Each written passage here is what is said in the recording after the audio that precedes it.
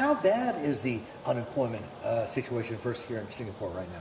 Well, I think that for the local unemployment, we are actually in fairly good state. The unemployment has dropped. I think we're close to pre-COVID levels. Okay. So I think in the months ahead, what you would see in terms of that increase will be in non-resident employment, because as the borders open, more and more of the foreign workers are actually coming back. So you should continue to see that uptick. While the labour market, I think, as you have alluded to earlier on, continues to remain tight. Yeah. We are seeing the long-term unemployment, which is defined as anyone who's unemployed for more than 6 months, has dropped to about 0.8%. Wow. At pre-pandemic levels was about 0.7%. So we're actually quite close to what it was before COVID. Okay, what has this done to wage pressures, though, I have to ask? Or what is it doing to wage pressures? Well, I think if you look at the overall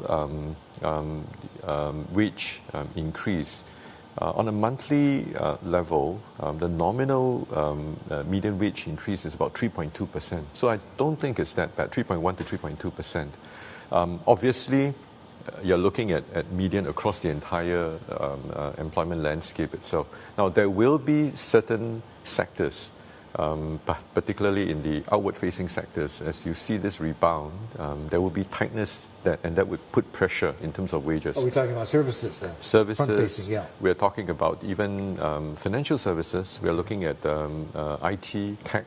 So all these areas itself where there's shortage, I think the wage pressures would be higher compared to across. But if you look at overall, I think it's still quite manageable. All right.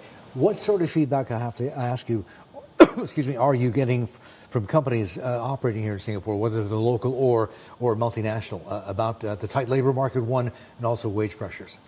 I think that there is a lot of anticipation. Yeah. There's also a lot of expectation as the economy opens up, not economy opens, as our borders have opened up, and as businesses keep ramping up itself in terms of the anticipation of the increased volume, increased revenues. So many of the businesses are now looking forward with a lot of promise, and they are trying to gear up.